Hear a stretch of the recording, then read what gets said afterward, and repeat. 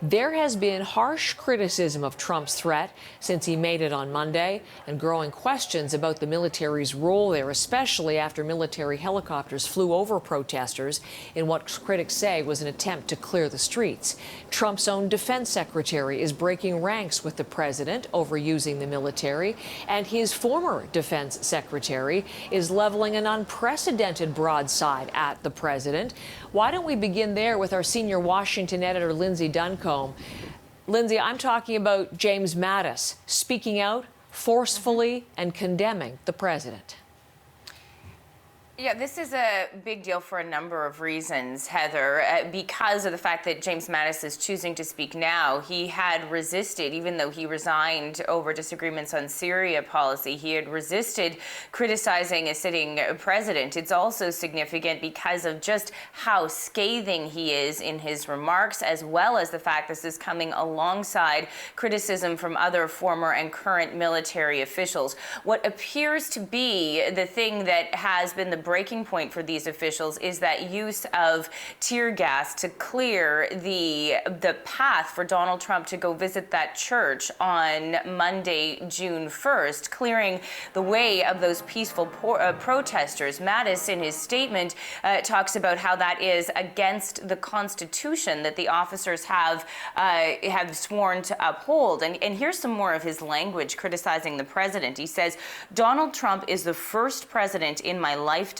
who does not try to unite the American people, does not even pretend to try. Instead, he tries to divide us. We are witnessing 3 years of this deliberate effort," going on to say, "We are witnessing the consequences of 3 years without mature leadership." Now, that statement was in the Atlantic magazine. In addition to that, the day before, there was a former Joint Chiefs of Staff, Mike Mullen, who also said that we are at an inflection point, saying he was sickened by those events at Lafayette Square on Monday, and pushback from within the administration. As you mentioned, Heather, the current defense secretary has said he does not support the Insurrection Act, something that Donald Trump has threatened to bring in to put active military in cities against the needs, wants, wishes of the governors.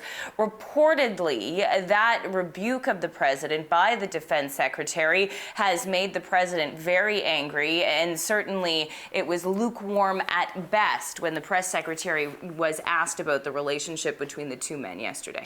I remember how effusive the president was in his praise of James Mattis at the beginning. What is he now saying? Totally turned against James Mattis on Twitter in a tweet saying his primary strength was not military, but rather public relations.